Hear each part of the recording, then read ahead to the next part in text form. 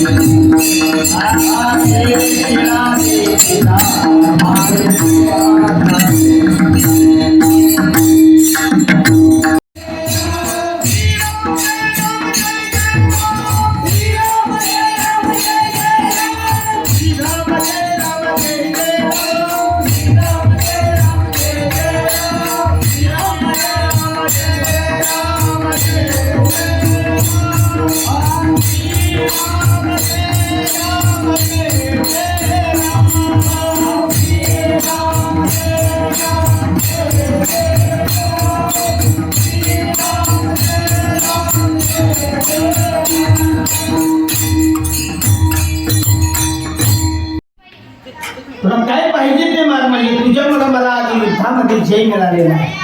त्यावेळेला कैकेयीने सांगितलं वेळ आलं की मागून घेतो आणि ती वेळ बरोबर आता आली. त्याने सांगितलं की रामप्रभूंना 14 वर्षाचा वनवास आणि माझ्या भरताला राजगादीवरती बसवा. त्यावेळेला ज्यावेळेला दशरथ राजाने ऐकलं महाराज वियोगे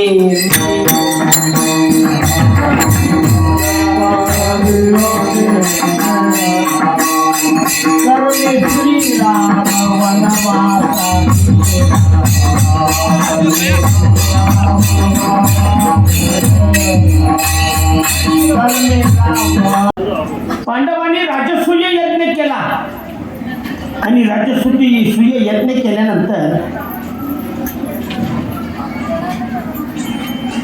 धर्मराजाने विचारलं देवाला, आमचा यज्ञ येता सांग झाला का? नगरातली सगळी लोक जेवले का? त्यावेळेला कृष्ण परमात्म्यानं सांगितलं, गावाच्या बाहेर एक मंदिर आहे म्हणले. त्या मंदिरातले सगळे जेवले, पण मंदिरामध्ये असणारे एक मुनी आहेत, ते मुनी जेवलेले नाही. मुनी जेवलेले नाहीत म्हटल्यानंतर म्हणले, मी जाऊन बोलवून घेऊन येतो. म्हणून अर्जुन गेला महाराज बोलवायचं. रथ घेऊन गेला. तिथे गेल्यानंतर त्या मुनीच्या चरणावरती आचार्य होते महाराज, नतमस्तक झाले आणि अर्जुनानं सांगितलं, आमच्या इथं यज्ञ चालू आहे आणि आज यज्ञाचा शेवटचा दिवस आहे. तुम्ही जर जेवण केलं तर आमचा यज्ञ येता सांग होईल. त्यावेळेला त्या आचार्यांनी सांगितलं की मला जर तुम्ही 100 यज्ञाची पुण्यही दान करणार असलासा तर मी जेवतोय म्हणजे, नाहीतर मी जेवत नाही. आता 100 यज्ञ अर्जुन म्हटलं हे पहिलाच यज्ञ आम्ही करायला होतो. त्याचा 100 यज्ञ कवा व्हायचे? हत्तीच्या सोंडासारखं तुपाची धार यज्ञात सोडलेली म्हणजे. तिथं म्हणले घरात आता आम्ही गेलो, आईला म्हटलं तूप, आई म्हणते चूप. जेवायला तूप मिळत नाही, त्या हत्तीचं सोंड एवढं धार कवा सोडायची महाराज? तो पहिला यज्ञ आहे आमचा. तो म्हणला नाही, 100 यज्ञाची पुण्य जोपर्यंत तुम्ही देत नाही मला तोपर्यंत. कारण त्या मुनीच्या गळ्यामध्ये जी माळ होती, उपरणाला गाठी मारलेल्या होत्या. एक गाठ सुटली, एक गाठ जर सोडली तर मला 100 यज्ञ त्याच्यातनं बाहेर पडत होती. एवढा अधिकारी व्यक्ती होती. मग अर्जुनाला तिने नाही म्हणून सांगितलं. अर्जुन परत आले. आल्यानंतर म्हटले आपला यज्ञ एकटा सांग. आता ह्यो पहिला केला, ह्यो सुद्धा एकटा सांग होत नाही. तर म्हणजे का? तर ते मुनी येत नाहीत म्हणजे. ते म्हणतात 100 यज्ञाची पुण्यही लागणार. मग सगळीजण म्हणले. तर भीमदादा म्हणला, मी जाऊ काय म्हणला? गदा घेऊन म्हणला. कसा येत नाही ते बघतो मी. तिने म्हणले मारून मुसकून आणणार असतो. मग द्रौपदीनं सांगितलं मी जातो. आता द्रौपदी जातो म्हणल्यानंतर द्रौपदी बाहेर गेली. अर्जुनानं लगेच महाराज रथ झुंपून पाठवून दिला. द्रौपदीनं सांगितलं रथाला पाठीमागा पाठवलं. आणि द्रौपदी तिथून चालत महाराज त्या ऋषीमुनीकडे गेली.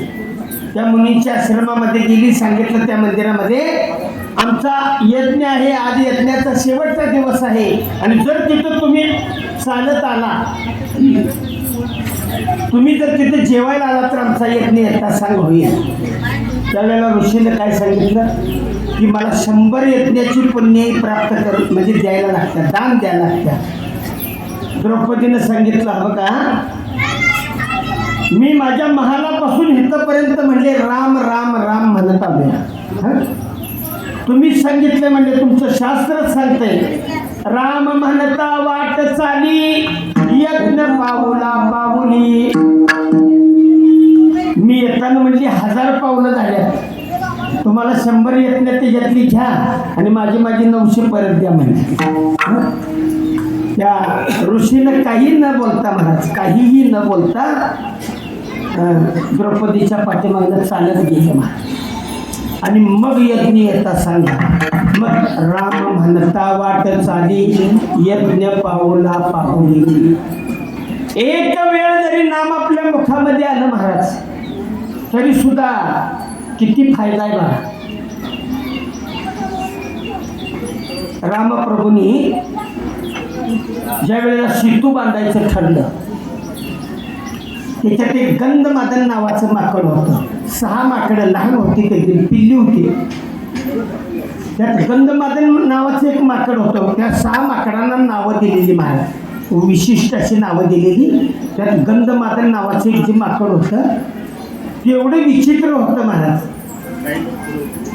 की त्या कडेला कधी गेले आणि ह्या कडेला कधी आले कोणालाच दिसत नव्हतं. वाऱ्याचा वेग होता महाराज. आणि एक वेळ असं झालं युद्धभूमीवरती की माकड सगळ्यात पुढं होतं महाराज. सगळ्या वानरांचं बी पुढं, जांबवंताच्या पुढं. मग सगळेजण म्हणायचे सगळ्यात पिल्ला आई सगळ्यात पुढं जाशील, कुठेतरी मरशील. तर ते ऐकायचं नाही महाराज. उलट 3 दिवस त्यानं युद्ध खेळलं त्या पिल्ल्यानं. ती जी काठी घेऊन त्याच्या हातात झेंडा होता, लाल झेंडा, ती इकडं तिकडं पळायचं. त्याच्या काठीला टिकून महाराज जेवढे राक्षसांनी बाण सोडले तेवढे खाली पडले. जेवढे भाले मारलेले होते तेवढे काठीला टिकून बाहेर पडले. त्या राक्षसांनी सुद्धा विचार केला की जोपर्यंत ती पिल्ल मारत नाही तोपर्यंत म्हणजे आपल्यातला कोणच मारत, म्हणजे एकही माकडाला मारू शकत असं सांगितल्यानंतर त्या पिल्ल्याला मारण्याकरता रावणानं आपल्या भावाला जाग केलं महाराज. त्या पिल्ल्याला मारण्याकरता कुंभकर्ण 6 महिने झोपत होता आणि 6 महिने जागत होता. जागला की महाराज नुसतं खातच होत. पण 6 महिने झोपला. कथा कल्पतरूमध्ये असे कथा आलेले. अस्ताव्यस्त देह होता कुंभकर्णाचा महाराज. किती मोठा होता तो की तो झोपला की न्हावी तिची दाढी करायला यायचा. एक वेळ न्हावी दाढी करत असताना कुंभकर्णाची त्याने श्वासोश्वास घेतला आणि श्वासोश्वास घेतल्यानंतर तो वस्तारा नाकात गेला महाराज. हे मी सांगते असं नाही, कथा कल्पतरूमध्ये कथा आहे महाराज. मग तो न्हावी तो वस्तारा हुडकण्यासाठी नाकात गेला महाराज. मग तो ज्या नाकात आत चाललेला होता दुसऱ्या नाकातनं एक जण बाहेर येत होता. त्याने विचारलं काय झालं, तर तो म्हणला दाढी करत होतो, म्हणला वस्तारा आत गेलाय म्हणून म्हणला आत चाललोय. तो म्हणला 6 महिने झालं माझा उंट आत गेलाय, तो अजून सापडला. तुझ्या वस्ताऱ्याचं काय घेऊन बसलाय, चल म्हणला बाहेर. अस्ताव्यस्त देह होता महाराज. कुंभकर्ण युद्धभूमीवरती दुसऱ्या दिवशी आल्यानंतर एक पाऊल ठेवलं की 200 वानरं जाग्यावरती मरत होती महाराज. पायाच्या तळव्याला 200 वानरं धावत होती. जशी ती ढेंगा टाकत गेल्यानंतर महाराज वानरं मारायला लागले. बाकीची माकडं सगळी पटाटा पाठीमागं पळायला लागली. पळताना हे बाकी असं होतं गंधमादन, ह्याकडेनं त्या कडेला पळायचं, त्याला सुद्धा सापडेना महाराज. शेवटी कुंभकर्णानं काय तर केलं आणि एकदम असं धरलं, त्या चिमटीत असं हातात त्याला धरलं. हातात धरल्यानंतर त्यानं जसं जवळ घेतलं त्यावेळेला बघितलं तर त्याच्या अंगाचा सुगंध येत होता. सुगंध येत असताना त्याने विचारलं, अरे तू माकड आहेस, कुठला सेंट वगैरे वापरतोस काय? तर नाही. मग तुझ्या अंगाचा सुगंध काय येतो? त्यावेळेला त्या माकडानं सांगितलं काय येणार नाही म्हणला. जागृती, स्वप्नी, सुषुप्ती सगळ्या अवस्थेमध्ये आमच्या मुखामध्ये फक्त रामच आहे. कारण रामाचं नाम घेतलं तर काय होतं बघा. मन हे राम झाले, मन हे राम झाले, प्रवृत्तीची ग्रासुनी कैसे निवृत्तीशी आले. निवृत्त अवस्था प्राप्त झालेली होती. त्या माकडानं सांगितलं. एकदाच सगळे जर कोण बसणार असतील ते पुढे येऊन बसा.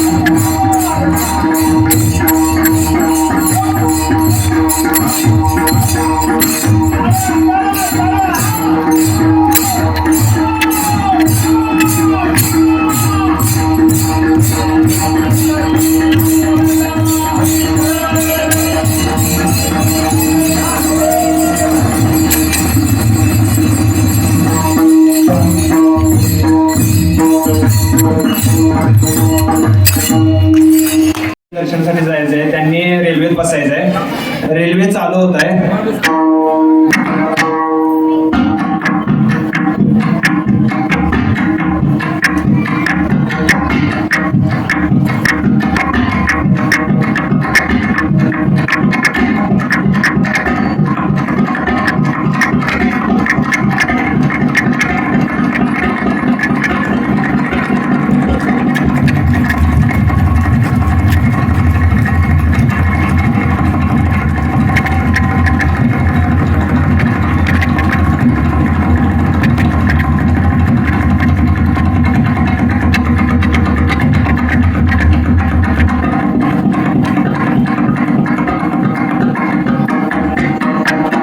सोळामध्ये सरपट आहे. धातकडे दिकिट दिटता दिट दिटता तिकडे तक दिटता कडे तक दिगन थे तथे तक तुंगा तिकडे तक तिकडे धा तिकडे धा तिकडे धा.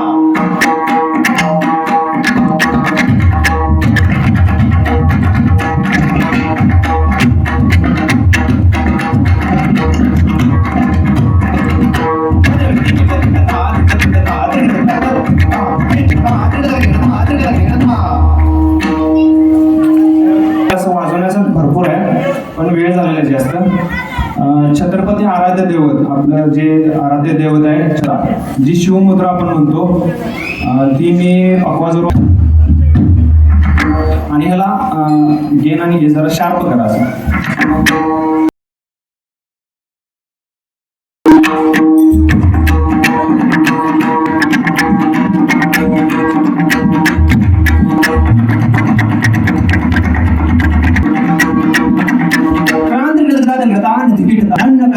जय शिवाजी जय भवानी प्रतिभचंद्र लेखे वर्धिष्णु विश्ववंदिता शाह सुनो शिव सैषा मुद्रा भद्राय राजते मुद्रा